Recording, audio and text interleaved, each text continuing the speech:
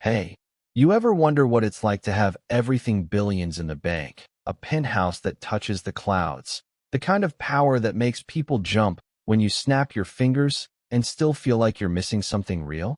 That's where Ethan Caldwell was, a guy who could buy half of Denver and still not find a single honest conversation. So, one chilly October night, he ditched his tailored suits, threw on a ratty denim jacket from a thrift store, scuffed up boots, and a pair of fake glasses that made him look like he was one bad day from sleeping on the street, and he walked into his own restaurant, the Silver Fork, the crown jewel of his empire, to see if anyone in this polished, high-end world he'd built still had a shred of authenticity.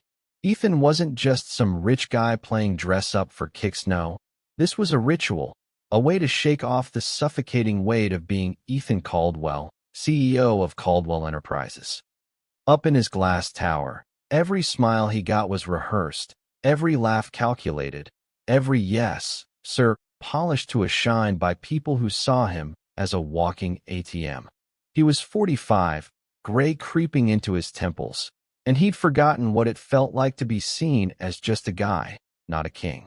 So, he became Jake, a drifter with a 5 o'clock shadow and a backstory he kept vague. The Silver Fork, this swanky steakhouse in downtown Denver, was the perfect stage or place where the elite dined on $600 ribeyes and sipped wines that cost more than most people's rent. Ethan had bought the chain 3 years back, and the reports from his COO, Martin Hayes, were glowing: record profits, flawless service, a machine running so smooth it could hum. But numbers don't tell you about soul, and Ethan wanted to feel the pulse of the place, to see if it was as hollow as he feared. He pushed through the heavy oak doors, the kind that make you feel like you're stepping into a cathedral, and the city's noise faded into this warm bubble of clinking glasses, soft jazz, and the smell of seared meat and money. The hostess, a sharp-eyed woman with a smile that could cut glass, sized him up in half a second: denim jacket, faded jeans, boots that looked like they'd walked through a decade of hard times, and her expression screamed, "You don't belong here." "Table for one?" she asked, her voice dripping with that polite condescension you get when someone's already decided you're a mistake. Ethan, playing Jake, just nodded, roughening his voice a touch. "Yeah, just me." She hesitated, her manicured nails tapping her tablet like she was debating calling security, then sighed. "We're fully booked, but I can squeeze you in near the kitchen. It's all we've got." That was code for the worst seat in the house, a wobbly two-top shoved in an alcove where the kitchen doors banged like a bad drummer and the waiters barely glanced. Perfect. Ethan followed her, feeling the eyes of the room: men in bespoke suits, women in glittering dresses tracking him like he was a smudge on their perfect evening. He sat, the chair creaking under him, and took it all in. The waiters gliding like sharks, their smiles dialed up for the big tippers. The manager, Victor Reese, a slick guy with a grin that didn't reach his eyes, schmoozing a table of city bigwigs. The whole place humming with that cold, transactional energy Ethan had come to hate. This was his world, his creation, and it felt like a mirror reflecting nothing but his own emptiness. Then she appeared: Lily Harper, the waitress assigned to his sorry little table. She was young, maybe 24, with tired hazel eyes and auburn hair pulled back in a tight bun that looked like it was holding her together. Her uniform was crisp but worn, the apron faded at the edges, her black shoes so scuffed they were more gray than black. There was something about her: a quiet weight, like she was carrying a load no one else could see. "Evening, sir," she said, her voice soft but steady. "I'm Lily. I'll be taking care of you tonight. Can I get you a drink?" No judgment, no side-eye, just a simple kindness that hit Ethan like a punch. He tested her, ordering the cheapest beer on the menu, waiting for that flicker of disappointment servers get when they know the tip's gonna be lean. Nothing, just a nod and a, "Coming right up."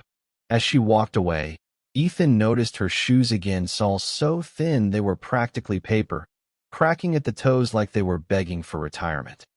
It was a detail that told a story no corporate report ever could. Who was this girl, serving tables in a place like this, with shoes that screamed she couldn't afford to replace them? Curiosity stirred in him, a rare spark in the numbness he'd been carrying. He sipped his beer, watching the room, watching her.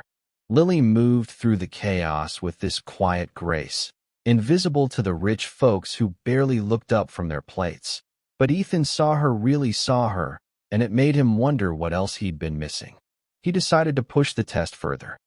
When Lily came back, he looked up from the menu, casual as could be, and said, "I'll take the king's ribeye, medium rare, and a glass of the 95 Chateau Margaux." Her eyes widened for a split second. That ribeye was $600, the wine $400 a glass, the kind of order you get from hedge fund bros trying to impress their dates, not some guy who looked like he'd wandered in off a construction site. Ethan watched her closely, waiting for the hesitation, the polite nudge toward something cheaper. Instead, she met his gaze, those hazel eyes steady, and gave him a small, genuine smile. "Great choice, sir. I'll get that started for you. No questions, no judgment, just trust." It threw him. He'd expected her to call over Victor, to demand a credit card up front, but she didn't. She just walked away, her steps steady despite the worn-out soles. What Ethan didn't know was that Lily was fighting a war of her own.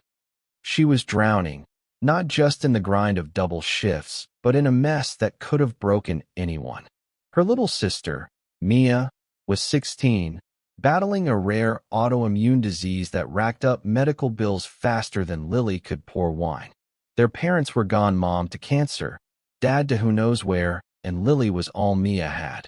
The Silver Fork paid better than the diner jobs she'd worked before, but it came with Victor Reese, a snake in a $2,000 suit. Months back, Lily had made a mistake, a late-night inventory error, born of exhaustion, nothing major. But Victor had pounced, blowing it up into a $7,000 loss he claimed she'd caused. He'd cornered her in his office, his voice low and oily, saying, "You stole from me, Harper. I could have you fired, blacklisted, you'd be flipping burgers in a ghost town. Or, you can work it off." Work it off meant garnished wages, monitored tips, and late nights reconciling his shady books. Lily wasn't stupid. She'd been halfway through an accounting degree before Mia's illness forced her to drop out. She saw the numbers that didn't add up, the invoices from Elite Provisions, a supplier that didn't exist, the money funneled to a shell company. Victor was skimming, big time, and he'd roped her into his scam, thinking her fear for Mia's health would keep her quiet. Every shift was a tightrope walk, one wrong move, and she'd lose the job that paid for Mia's meds. When she saw Ethan, or Jake, as she knew him at that crummy table, something in her stirred. The way the hostess had sneered, the way the other servers ignored him, it hit a nerve. Her mom used to say, "You don't judge a book by its cover, Lily, you read the pages." So she treated him like any other guest, maybe better, because she knew what it felt like to be invisible. But when he ordered that ribeye and wine, her heart sank. Victor's rules were brutal. High-ticket orders needed a card up front, or it was on the server. If this guy couldn't pay, she'd be out thousands money she didn't have. She glanced at his boots, his calm, unreadable face, and made a call. She trusted him. Sure enough, Victor swooped in as she keyed the order into the system, his face red, hissing, "You let that bum order a $1,000 meal? You didn't check his card? You're done. Harper, that's coming out of your pocket. And don't forget you still owe me for that mistake of yours." His words were a knife, twisting in her gut. She could see Mia's hospital bed, the bills piling up, her whole world crumbling. But then she looked over at Jake, watching from table 29, his eyes locked on her, not angry, not mocking, just seeing her. He gave a small nod, like he understood, and it lit a spark in her. She wasn't alone. She poured his wine with steady hands, her heart pounding, and when she set it down, he looked up and said, "Everything okay, Lily? Your boss seems intense." His voice was low, like he was in on a secret. She forced a smile. He's just particular about standards, sir. But Ethan's eyes said he wasn't buying it. I bet your standards are higher than his, he said, and it hit her like a freight train. He saw through the mask, saw the fear, the fight. For the first time in years, she felt seen. That's when the idea hit her: crazy, reckless, maybe suicidal. This guy, this quiet stranger with the sharp eyes and the thrift store jacket, wasn't like the others. There was something about him, a weight, a power, not like Victor's cheap bullying, but something deeper, like he could move mountains if he chose to. Maybe he was her way out. She had to act fast. Victor's eyes were everywhere, so a note was her only shot: a desperate, dangerous gamble. In the break room, hands shaking, she scribbled on a napkin, "They're watching you. The kitchen's dirty. Check Victor's ledger, he's tainting the supply." It was vague enough to protect her, sharp enough to hook him. She folded it tight, her pulse hammering, and slipped it into her apron. When she cleared his table, her chance came. Victor was distracted, laughing with some councilmen. She moved fast, sliding the napkin under the bill tray, her hands a blur of nerves and practice. But she panicked, picked the tray back up, the note still hidden. Ethan's voice stopped her cold. "Wait." She froze, heart in her throat, thinking he'd seen her, thinking she'd blown it. His eyes met hers, confused, maybe disappointed, like he'd expected her to leave something. She couldn't breathe. Victor was turning, watching. With every ounce of courage she had, she tilted the tray, let the napkin fall, and covered it again.